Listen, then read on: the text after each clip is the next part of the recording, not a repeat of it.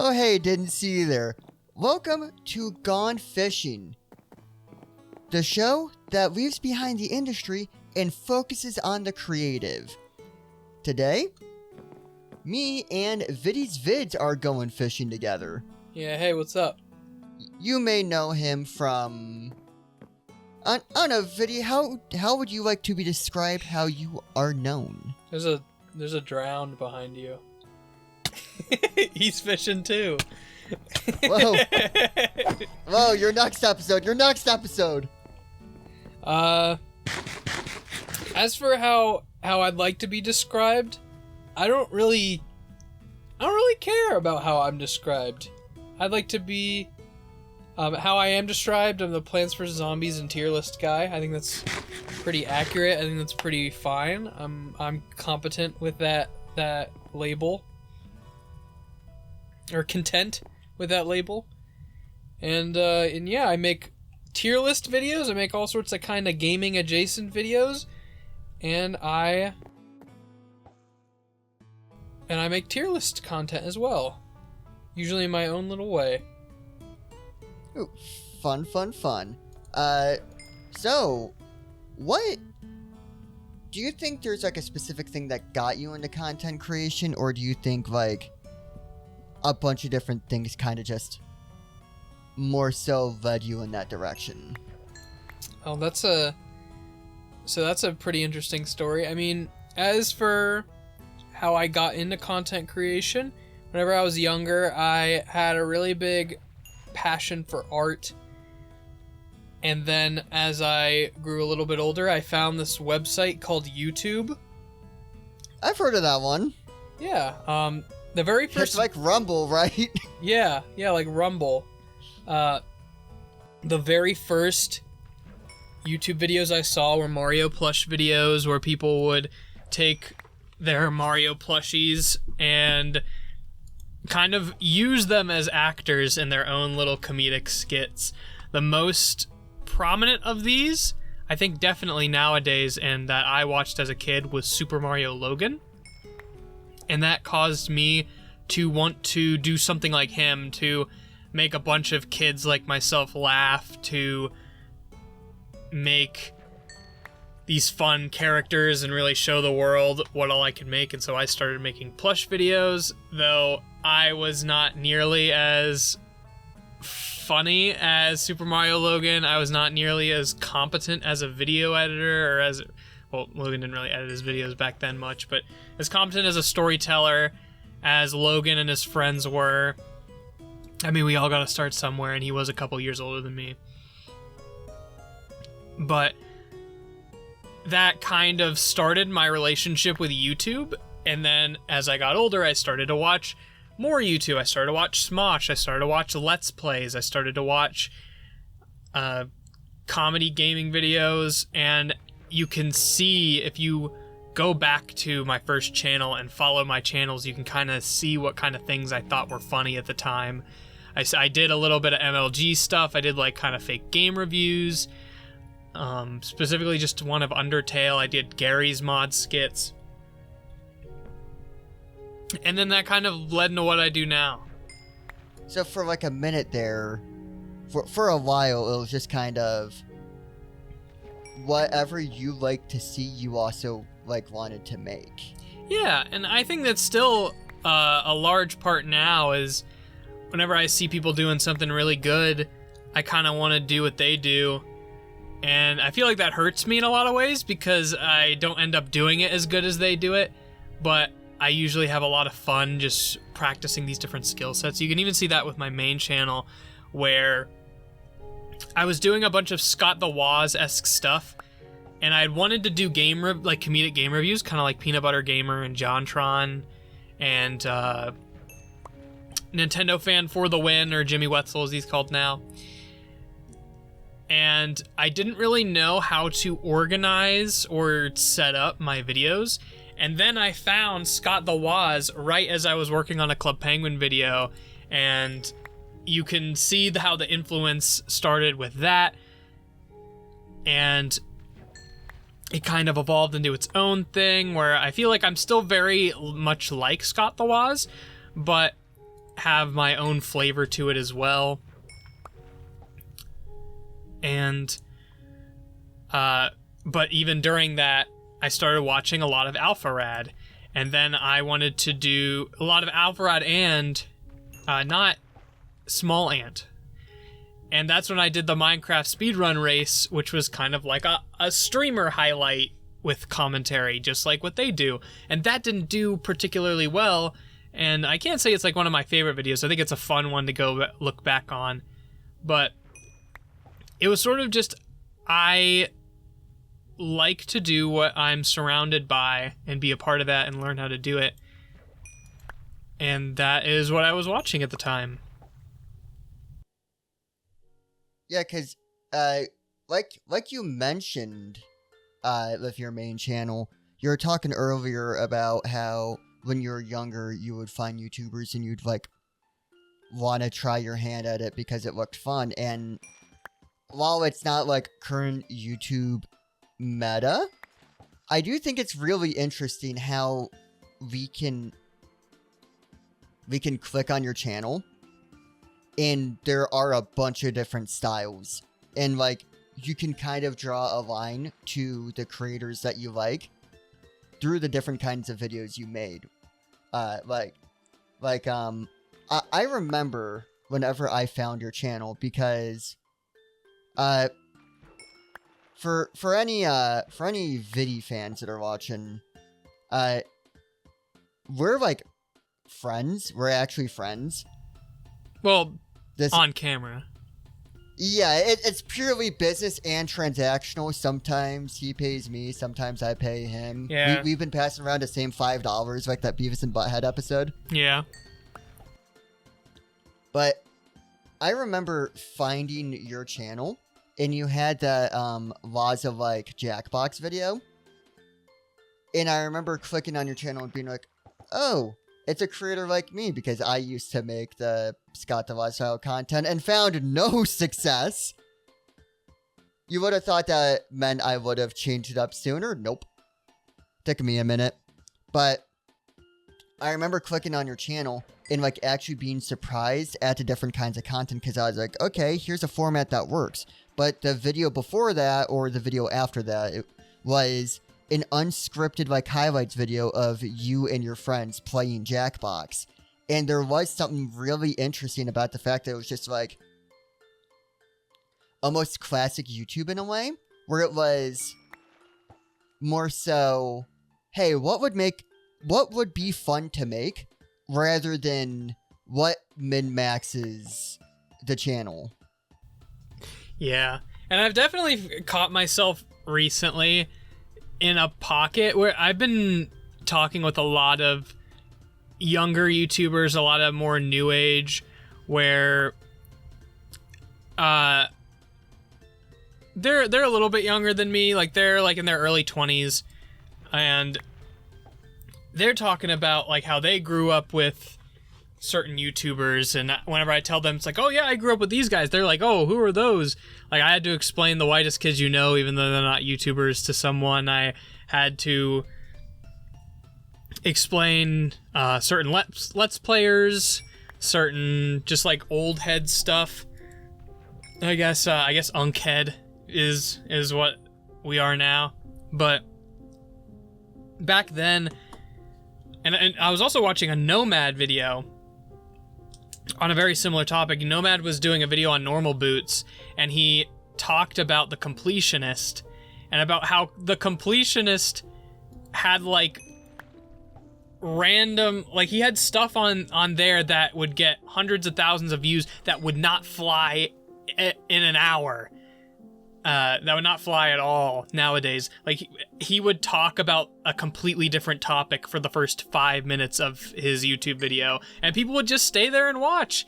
And, you know, that just doesn't happen as much anymore. It's usually, if you don't get straight to the point, your video fails. And I struggle being able to tell what is good for new YouTube versus what I grew up watching and what I would like to kind of keep vibe-wise, because of just like what works and what's fun are completely different, where back in the day they coincided a lot more. Yeah, like back in the day, of course Smosh had multiple channels, but you would see Smosh like make a skit, and then there would be another video where they're like trying some kind of food or something like that, and it was like the understanding was that you watch them despite the format. Like of course the skits were going to be more popular, but you could have numerous formats under the same vibe on old YouTube, and it's interesting that like nowadays it's kind of like you have your format, and if you want another format you make another channel for it, and if you're making a video you have to like, because I've been trying to learn how to, you know, increase retention, because that's what you want to do.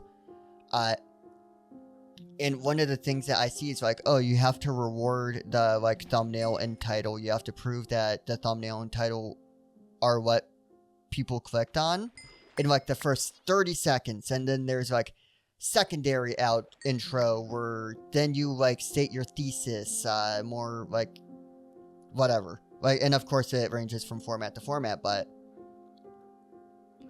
and that's not to say like, oh yeah, these new YouTubers corporatize blah blah, because if I click on a video and someone's like, hey, first I'm gonna talk 5 minutes about this Chick-fil-A situation, I'm already gone. So like, this isn't me blaming other people for this. I also leave if it's not happening soon enough.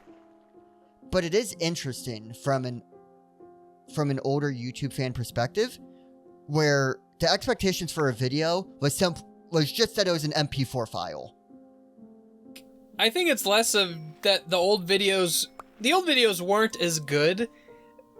It was just the quality of videos has shifted drastically. Back then, like, we got what we got. Like, there wasn't as much variety as there is now, where there's like, you can watch anything under the sun. You can watch a highly produced video essay. You could watch a bald guy play Balatro for 4 hours. You could watch, like, I'd say Northern Lion's actually a really interesting point of like old YouTube meets new YouTube, where he just kind of does whatever he wants. But I don't know. It's just really bizarre, because even though he does whatever he wants, it works well because he's just such an entertaining personality. And I don't know. I guess things like that can still work. It's just not that everyone's doing it. Yeah, it takes like a certain personality and a certain way that they can attract it. And I think like, so I think we're at a certain point in the content creation sphere where things are changing, because originally I would always say unscripted content is kind of like, it's like live streams, like for unscripted content, that like you go for streams for that.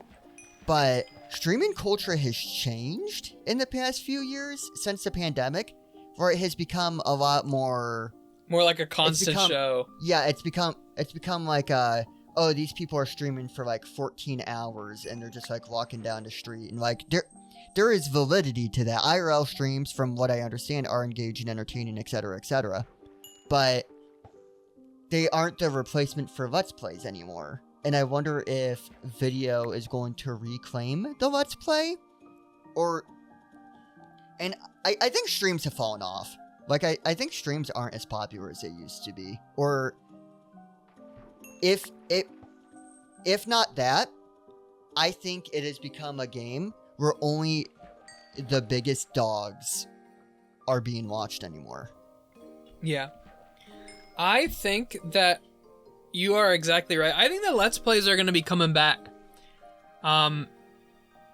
Specifically because of a difference in what streams used to be and what they are now. And I actually noticed something about this today. Because I've been writing a video, and part of it has involved me going back and researching a certain part in Let's Plays about Undertale. And I noticed I had 4 examples, and the 2 of them that, if the video comes out, you'll see in the video, the 2 of them that were doing a pre-recorded Let's Play cared so much more about the ending of the Pacifist Run. They were so much more involved, where the 2 that were streaming both did not give a shit about what was going on screen. I'll name drop one. Point Crow, the motherfucking Point Crow, in the middle of a dramatic dialogue where his entire chat was filled with the crying Pepe emoji, he turns between sentences and goes, "Thank you for the 10 bits." Or, "Thank you for the 10 gifted." Like, bro! This is his first time. First of all, I don't think that that was Point Crow's first time playing Undertale, or at least experiencing the end because of some other things. I'm not going to get into, this doesn't need to be a podcast determining if Point Crow knew what was going to happen at the end of Undertale, but the fact that if you're a Let's Player, you're able to sink your teeth into what's going on directly. You don't have to worry about chat. You don't have to worry about being entertaining every second. You can just enjoy playing the game and reacting to the game. I think it's insane. And I think that's something that people are subconsciously noticing, where, you know, any story games, like, streamers probably aren't going to play, because, you know, are they going to be able to keep up with what's going on? The other people who did not care were the Game Grumps, Danny and Aaron. Danny cared, Aaron did not. Aaron did not give a shit about what was going on. He even said, "Why is this supposed to be sad? Can someone explain this to me?" And Danny was like, "Aaron..." He's like, "I don't get it." I don't know. That pissed me off, because it's like, Danny was straight up crying, I think.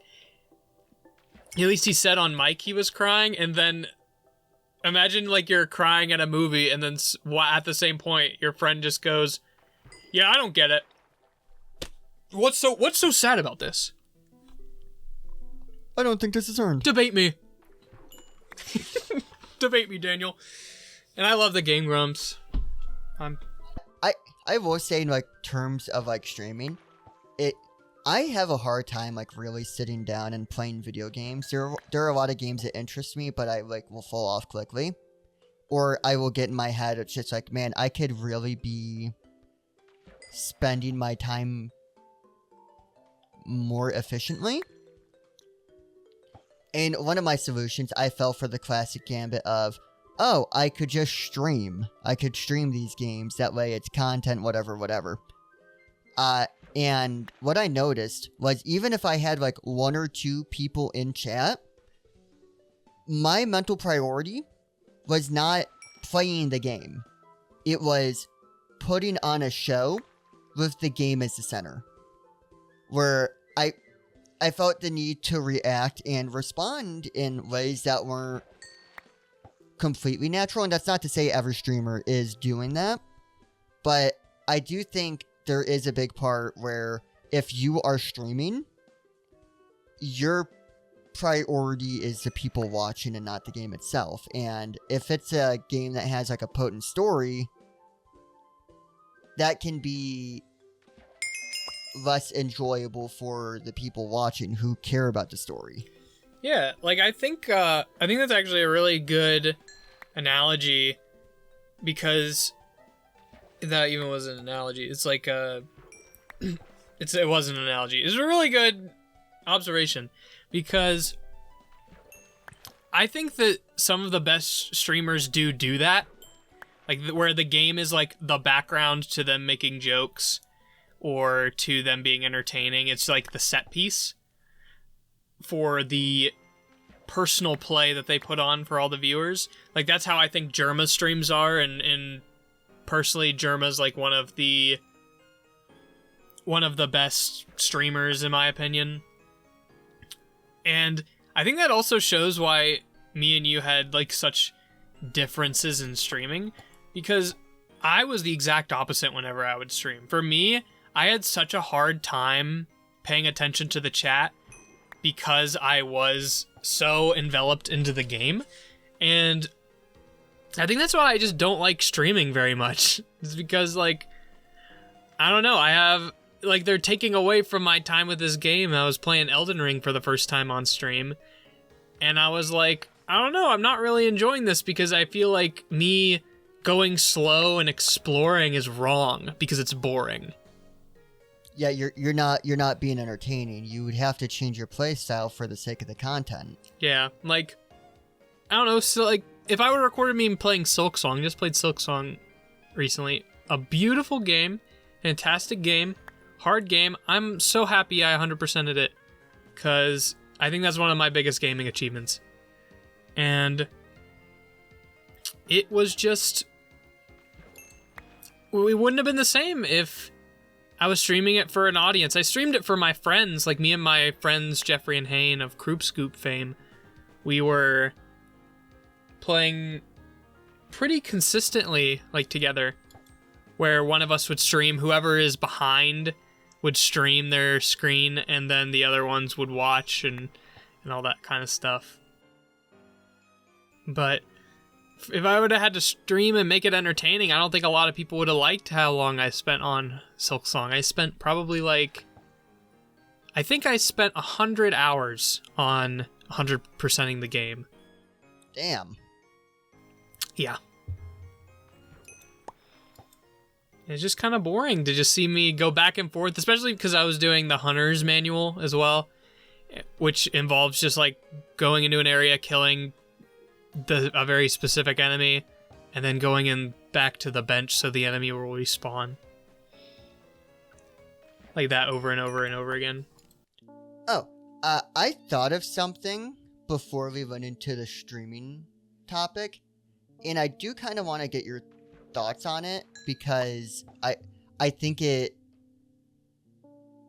one of those things where just feels apt to ask you. So let's you go into a bunch of different kinds of content creation styles, the skit ones, the live stream highlights, the challenge runs, etc., etc. I noticed that sometimes you'll get comments comparing you to other creators, sometimes in a flattering way, sometimes not in a flattering way. I know, like, the two big ones are Slimesicle and Scott the Wise. How do you feel any kind of way about that being people's, like, impression? And, like, and of course, I think they're joking. I think it's just, let me compare thing I know to thing I'm seeing now. I don't think they mean anything by it. But does it, like, affect you at all that, like, whenever you make something, people are like, oh, you're this guy? I don't think... Well, first, I do think that most of them are being genuine. I think that most people who are saying those things, except for Slimesicle, I think people are just saying I look like Slimesicle, because I do, and I think that's really funny. But it pisses me off at how jacked Slimesicle is, because I haven't gotten there, and I haven't really been working on it that much, but that's my bad. He's so buff. But also, I saw some people say that Slimesicle is really annoying, so so I'm like, okay, awesome, I'm not like Slimesicle. But the Scott the Waz thing, it really depends on my mood, on how I feel about it, because some days, if people, because I have been called out for being like Scott the Waz in a bunch of different contexts. There are people who have said, it's kind of like the meme where it's like, oh, this person's cake is better than mine, and then the other person goes up and goes, oh boy, 2 cakes, where it's just like some people comparing me to Scott the Waz love it. Some people are like, oh my gosh, there's this YouTuber I like, and this person is like that thing I like. I like both. I have more things that I like. And that's awesome. I'm glad I can be that for some people. But there are others where they use the similarity to bring me down a little bit, and I don't particularly like that, obviously.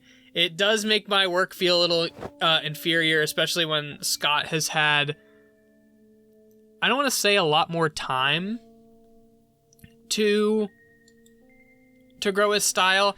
Scott and me have been on YouTube for around the same amount of time, I think, if I remember. If anything, I think I've been on YouTube more, but he has grown faster. He's grown a sense of his own style faster. He has grown an understanding of what works for him faster, and he has outputted videos so much faster. His production speed is like or at least his Scott the Waz Prime production speed is like my dream production speed.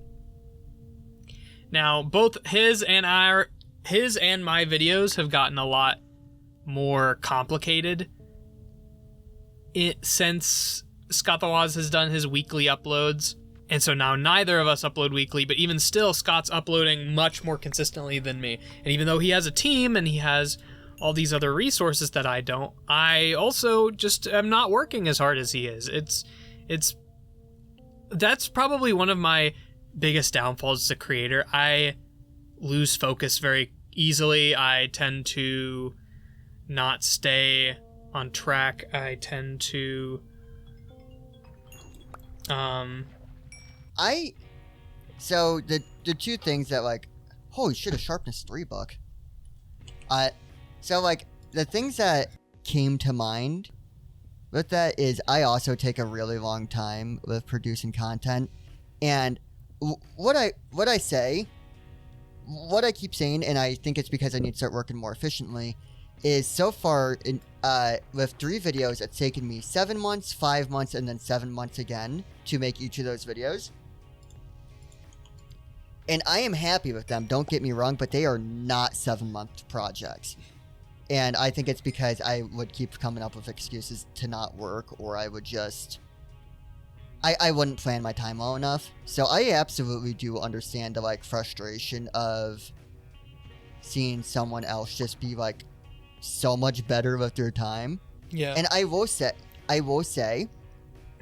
at the time of recording, because I don't know when this is going to go up, because I still haven't even gotten, commissioned the artwork for the channel yet, that this is going to go on.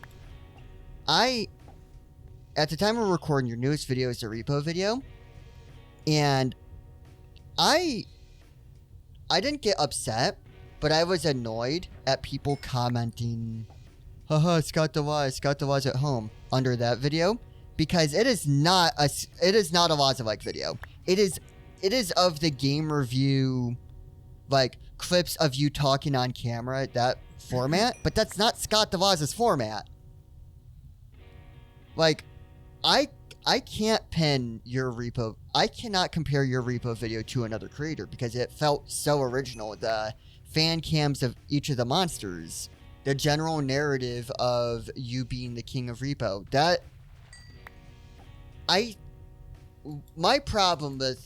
My personal problem with whenever people comment that to you is it just doesn't feel correct.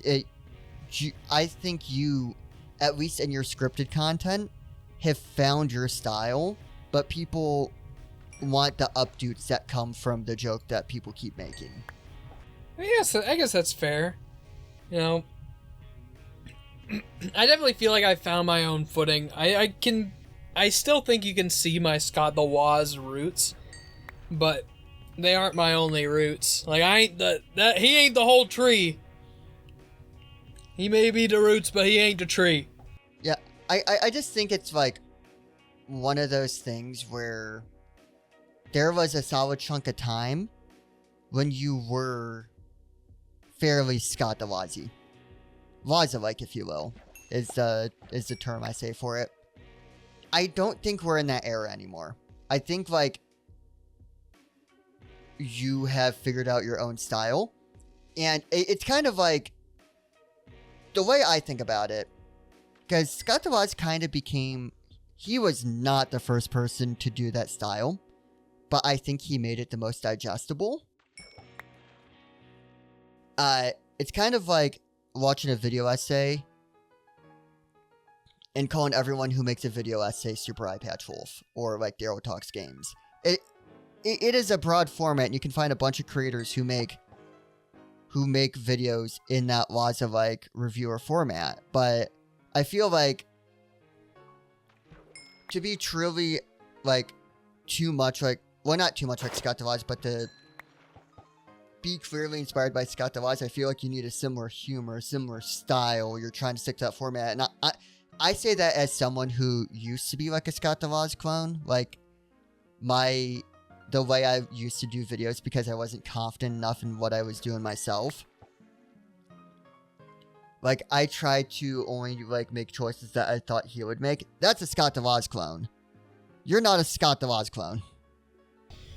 Yeah, I guess that's true. I think I'll always see myself as a Scott DeVaz clone a little bit.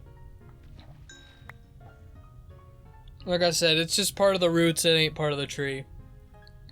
Yeah, and I think that's a very good place to go for on it. Because I do think it's good and important to recognize your inspirations, because I think most channels nowadays have specific ties that you can connect, and it is through refinement of their own craft do they start making their own format of sorts. But I think like any big YouTuber, you can go back and find that they were derivative.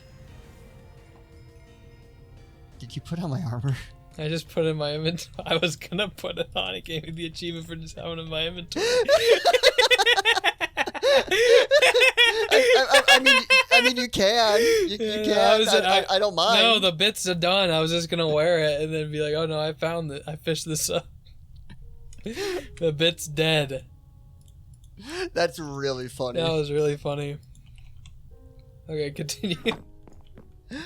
Well, I feel like a lot of the time creators have been derivative off of other successful creators. I think that's the gateway drug of content creation, is being like, man, it sure does look fun to yell at Five Nights at Freddy's. And then like as they make videos from creators that they like in the vein of creators they like, maybe they find other creators and they want to incorporate different aspects of those creators, and then maybe they want to maybe they start coming up with ideas that other creators haven't had, and then like through a Ship of Thesis style like path, people kind of find their own way. Yeah. I agree. Like Slimesicle. I don't know what I was gonna say. I don't know really. Slimesicle's jacked. I feel like we all went past that a little too fast. Jacked. The Nostalgia Critic used to be like the angry video game nerd. Now look at him. Where are you going with this? Nostalgia Critic was in Nostalgia Critic's been in solid JJ videos recently. Oh shit, for real? Yeah, I thought they were really funny.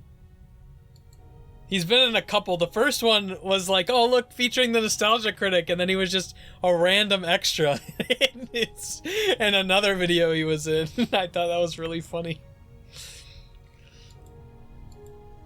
I think it is funny how Nostalgia Critic has gone from, like, basically he keeps like in an endless cycle of like being the internet's laughing stock and then being like extremely like admirable. I think the Nostalgia Critic had a very, very, very good PR move. Like, I say PR move, but it was genuine. I think, because it is not hard to go back a couple of years and find like countless video essays where people were like, yeah, Nostalgia Critic Doug Walker is one of the worst creatives ever. He doesn't make anything. He's lame. He doesn't understand the media. He blah blah blah blah blah blah blah blah blah blah. But before that, he was really big. He was like one of the YouTube people. But there is an interview that he did. I don't know the channel. But someone asked him where it was like, hey, how do you feel about Oni Plays making fun of you and like the stuff you do? Or like what? It was put a lot more professionally than that. But he was like, oh, how hypocritical would it be of me?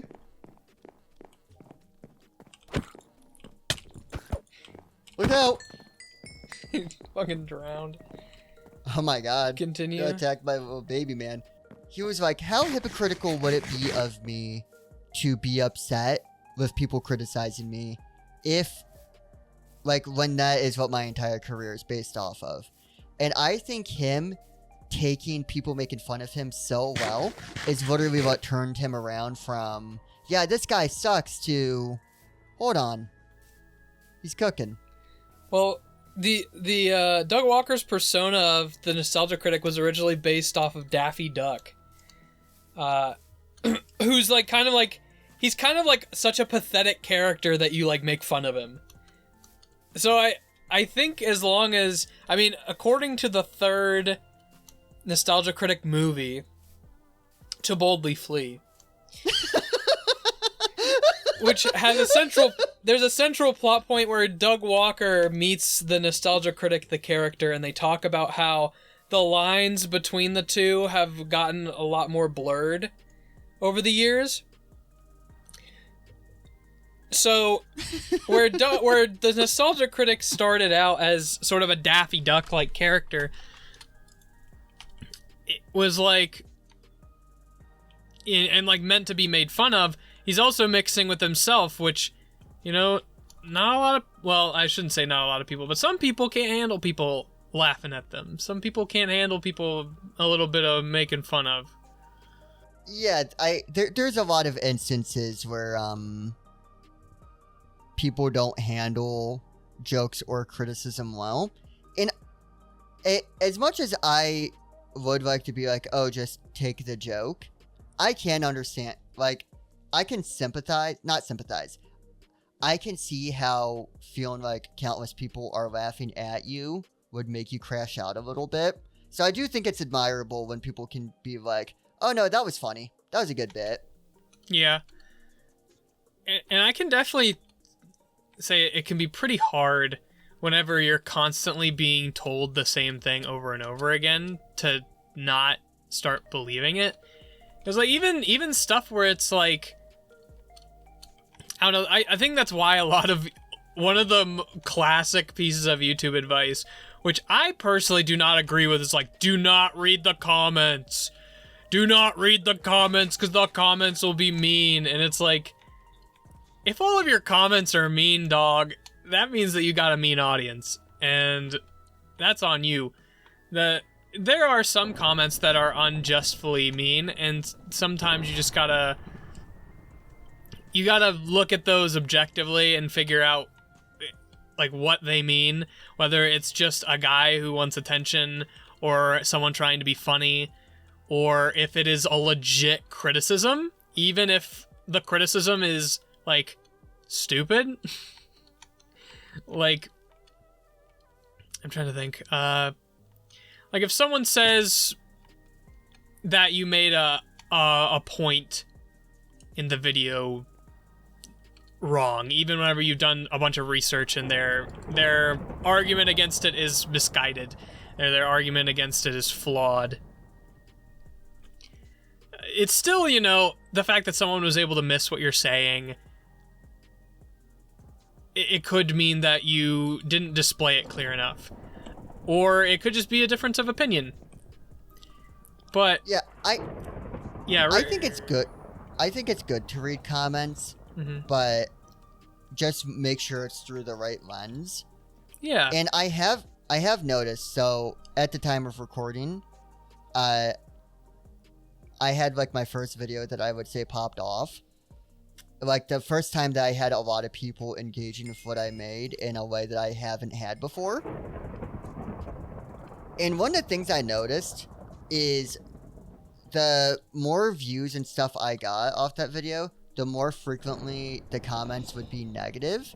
And I do think sometimes people are just like, hey, I know that the creator isn't gonna read this, so I'm gonna say something mean. Like, I feel what I say, but I know they're not gonna read this. But what they don't realize is I've read like most of my comments. So I do think there's part of that, and then there is also just sometimes people aren't going to get it, and that's okay. Sometimes, like, I think, like, the lesson to learn from that is, why did I what did I do to advertise this video title and thumbnail to make people think that they were going to get something that isn't what I intended on delivering? And I do think there's just, like, read your comments, but don't take them to heart, and sometimes I can even go for the praises. Yeah, it's interesting. It is so interesting, because your comment section's in a way kind of like a bit of a vocal minority compared to likes or like just general views. I know of a lot of creators that don't read their comments, and I can absolutely see why they don't. Because the amount of people... So, my video was called, Why is Your Favorite Character? It's supposed to come off as, like, who's your favorite character, but it's changed. And even in the intro, I reference the fact that that is not a complete sentence, that's not how it works, etc., etc. I just wanted to have, like, a pretentious title, and then I had a little fun with it. I had multiple comments go... Your title is not grammatically correct. That's all I came here to say. That is really funny. You're like... I think it was two. I think it was two separate times. Someone commented, your title isn't correct. I'm not watching the video. I'm just telling you that your title isn't correct. When it is. It is. It's intentional. If you just watch, like, 2 seconds. I also feel like... Why is your favorite character? I feel like would that not be grammatically correct? I mean, I guess it's like, why is it not? And it could be an incomplete sentence, but I guess it's an incomplete thought at the very least. Yeah, I mean, so the idea of it is, like, it's supposed to sound like, who is your favorite character? Like, hey, I just watched Alien Stage. Oh, who's your favorite character? But it's kind of like a shift to it where it's like, instead of who, it's why is your favorite character. And it's not a complete thought, which is why in the intro I go, like, serious pretentious YouTuber voice, why is your favorite character? Couple seconds of silence, your favorite character. Like, why is your character your favorite character would be the complete thought of that. And if people watch the video for like 30 seconds, they would know that. So people don't... I think what this is getting around to is people don't have to engage in your content to comment. And I think whenever you read your comments, it's kind of good to keep that in mind, that sometimes someone will leave a comment and it will be based on the fact that they don't like how your voice sounds, or they don't like your thumbnail, or they don't like your intro. So if you could make any video, what is like your pie in the sky video that you want to make? And it could just be a certain property you want to cover or a certain thing you want to do. What is a creative project that you would love to do? And do you have a defined reason as to why you haven't done it yet?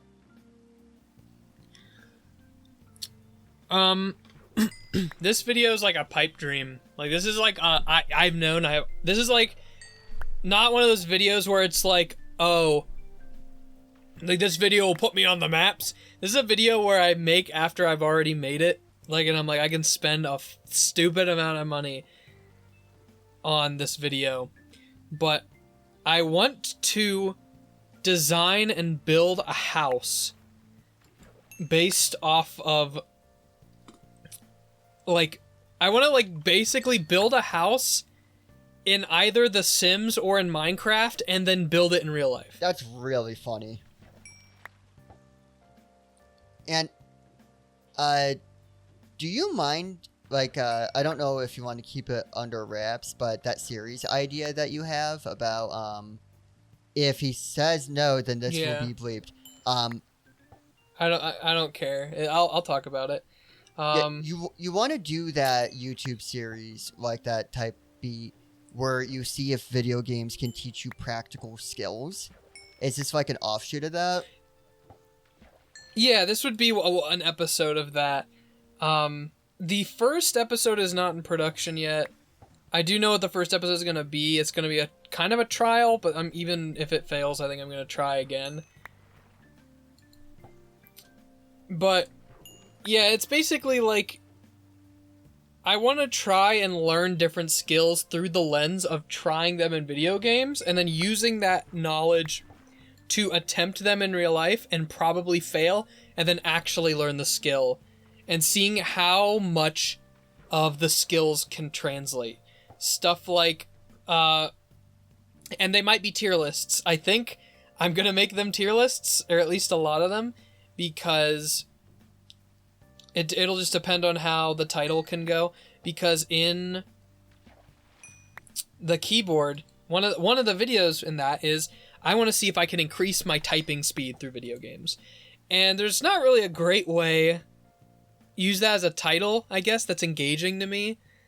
It's like, but the way I came up to was typing video games ranked or something along those lines.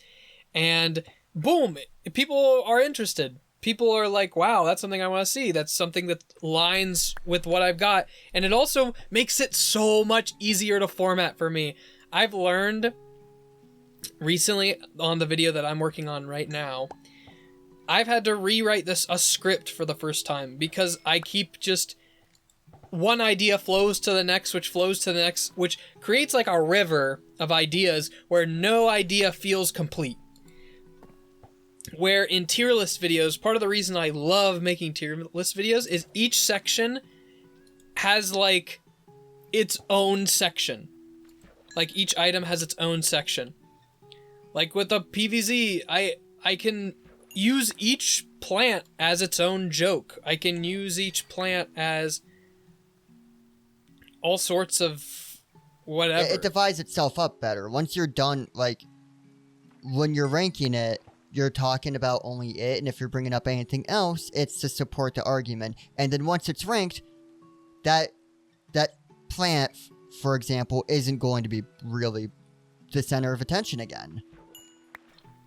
Yeah, it's like it's a complete. It's like a very mini thing, and where the video that I'm talking about now, or the video I'm working on now, it feels like there's so many different ways I want to complete these thoughts that lead into different things, but not having it ranked, not having it on a tier list where I can just say, this is the end point for this topic, this is the start point for this topic, is a lot harder because I'm trying to smoothly transition them into each other. This is the first time I've ever had to completely redo a script from scratch, pretty much. And I do think the second one is turning out a lot better, especially the beginning, because that's all I've done so far. But I think the beginning flows a lot better. And it's not like all my work is going to go to waste. I've still got my old one. I'm going to be able to copy paragraphs over. It's just going to be the way that they get put onto the screen is different. But yeah, I want to make the series like that because I really struggle with getting interested in things that aren't video games. I grew up... There's this... I basically grew up without... I mean, this might be a little personal. I grew up without a whole lot of great parental figures or adult figures in my life. And not to say that the adults in my life were, like, abusive or anything like that, but they were just more absent than they weren't as involved as as I think that they should have been. And it's left me with basically having to raise myself. And if you are a kid teaching yourself how to grow up, you really only learn what a kid knows, if that makes sense. And I see kids nowadays that are so smart, like especially with stuff like the Hermitcraft, and like kids are teaching themselves how to code based off of like getting an interest in Minecraft and wanting to do stuff with command blocks. Like, I wanted to take something like that and put it into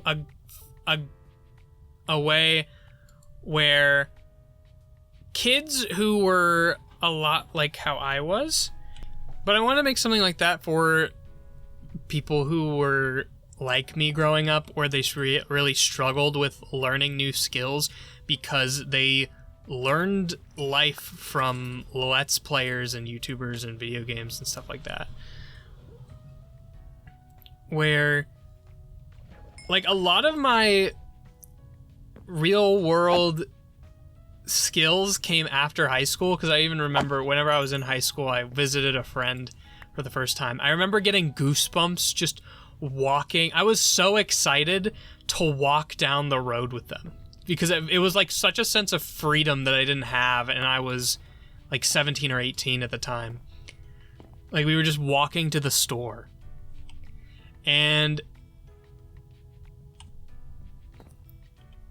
for people who might be like me, who, or at least how I was, were very scared to try new skills or don't think that they can and need something to inch them into what they want to try, like something to familiarize themselves with these things that they might be too scared to try on their own, I could be like, well, there are these video games that could help you practice it. Like, whenever I was learning how to drive, I was so scared. And I wanted so desperately to practice driving with a virtual, like, driving simulator. Because driving's scary. If you don't know how to drive and you start to learn, like, there's this fear of hitting other cars. There's this fear of not being able to maneuver your car well enough, or getting road, like, rules wrong, or taking your time and other drivers getting impatient. But in a video game, you know, it's a simulation. You can sit and you can take as long as you want. You get to practice and it doesn't matter. Dude, really quick, look at this book I just got.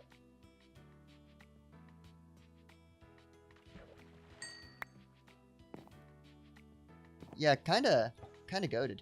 But yeah, no, there is absolutely an appeal to the idea of having a safe place to practice certain skills or to learn via play. I think is a good idea, like a good way to think about it.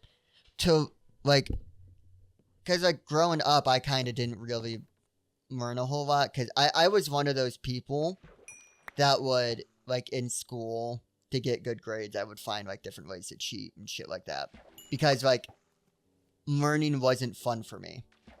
And I can see the appeal in being able to learn from a video game, because it's fun. The idea of, like, being able to learn something just by playing a video game seems like it would be fun. If nothing else, it being able to be a good gateway. Yeah, because that's another emphasis of what I wanted to have in the series, is that there is a lot that you can learn in video games, but the video games that you are most likely playing, you will not learn as much as you think you are if you're younger.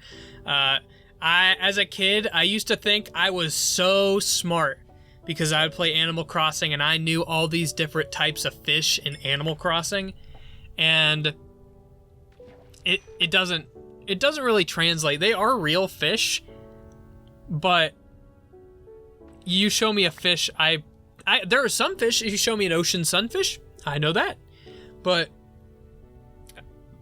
I can't tell you what a trout looks like. I don't know what a trout looks like. I don't know what type of fish are found in the rivers of where I live. And I've never caught a fish before, except whenever I was a kid and I had some fishing trauma because I had a fishing rod that was too big for me. And I got a fishing hook stuck in my mouth, and the fishing rod was so big that I needed both hands to hold onto it. And so I couldn't move. I was basically like stuck because I couldn't like move my mouth because the hook was stuck in it. I couldn't let go of the fishing rod or else it was going to pull it out of my mouth. And it was like too heavy for me to like take with me back to an adult. And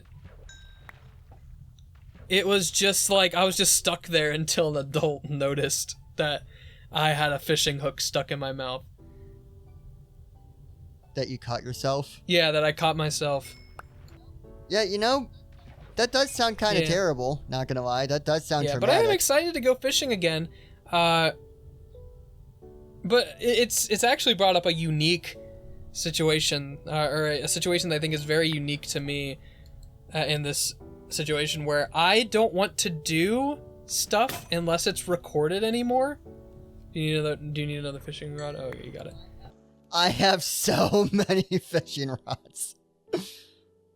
That was a full durability, unbreaking 3 fishing rod. Like I'm doing right now a workout video. I've been working on it for a long time. Where I do basically something similar with a bunch of workout games. And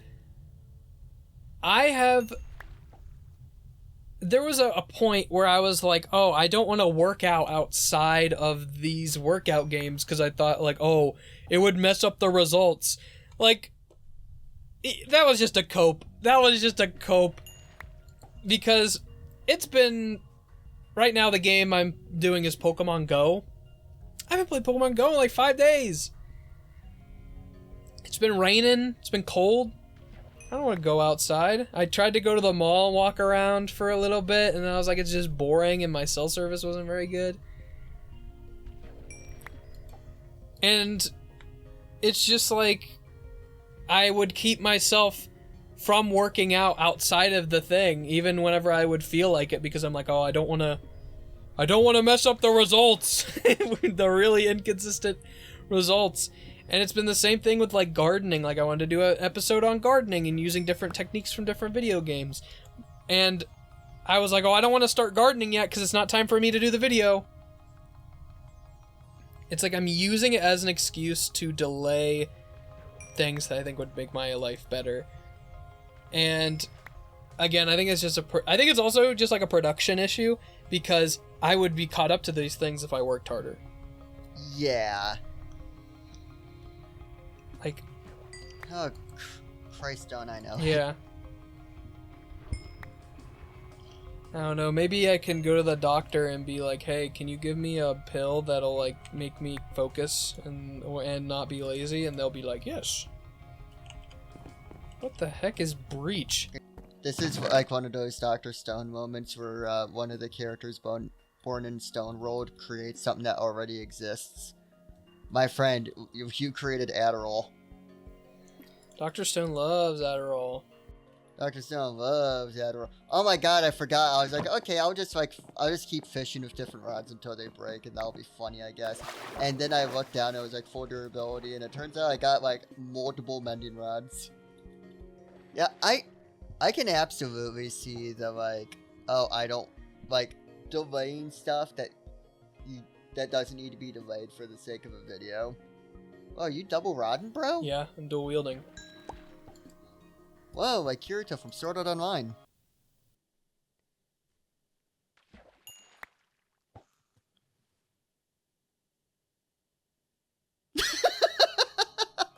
Yeah, I don't know where to go from there.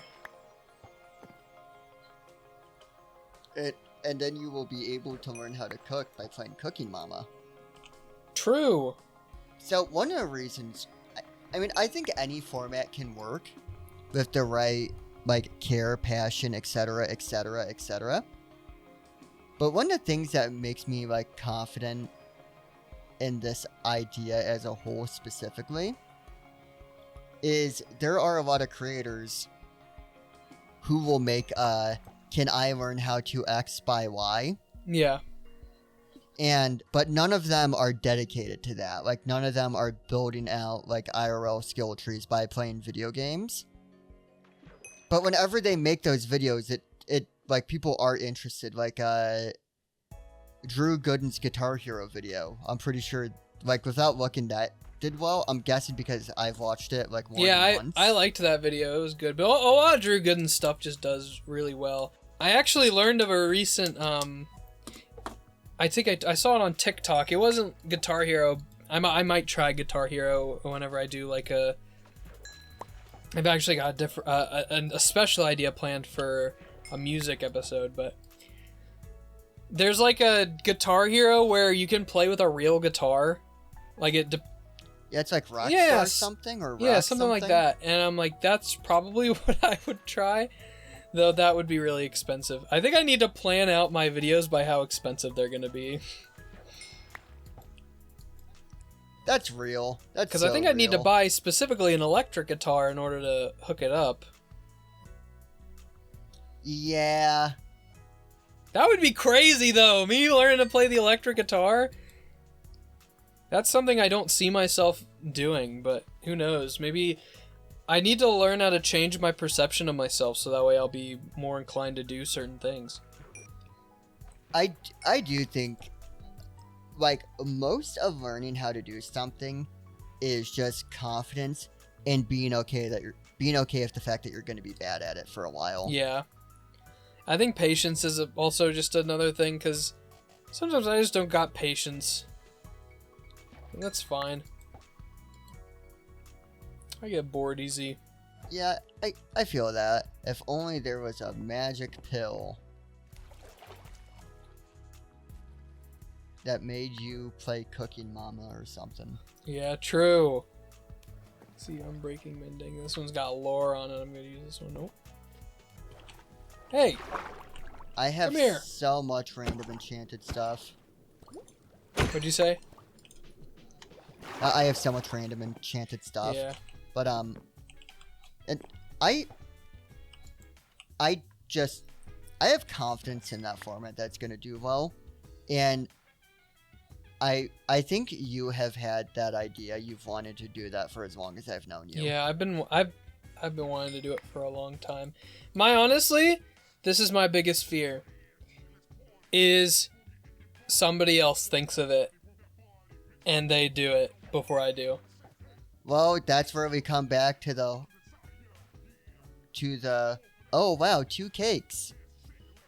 Well, see, there's a difference in it can be 2 cakes, but at the same time, that I think this is such a specific idea. And you know what? Honestly, I don't care if somebody takes my idea and does it better than me, as long as I get to it first. Because in my opinion, if somebody can take the idea and do it better, they deserve the views, and they deserve, because they will be helping people more than I could help people. And that is what I want. I just want the idea to be executed properly, so that way, in an ideal world, younger kids who are struggling to adapt to a real world from living in a digital ecosystem can have an easier transition into doing that. That is what I want. I would love to be along that path to help them laugh and to do it for my own enjoyment, but ultimately I just want what is better for the future of people, low-key.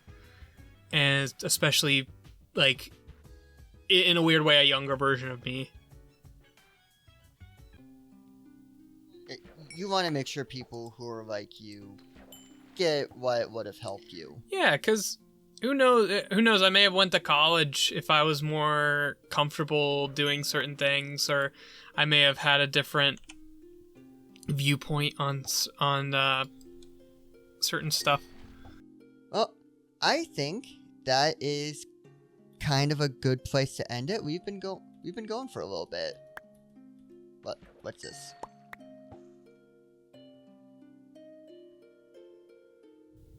What a banger. What a heater. But you got any closing thoughts? Anything you would like to say about making stuff or anything like that? I would say if anyone's watching this who's a creative, and they want to, if you ever want to collab on stuff, my DMs are always open. But also, I want to emphasize that this is, even if you're not a creative, something that I learned recently. And this is something that we were talking about earlier, but I didn't really expand on it much. But your perception of yourself is such a powerful tool that usually what you believe about yourself will become a self-fulfilling prophecy. Like, if you believe that you're a failure and you believe that you can't do things, you will probably fail. And even if you do fail, your mentality may, or even if you do succeed, your mentality may keep you from believing that you earned it. And knowing that may help you to do certain things in your life. I'm working on learning that myself. And I hope that everyone who's watching this has a frickin' Papego Poggers day.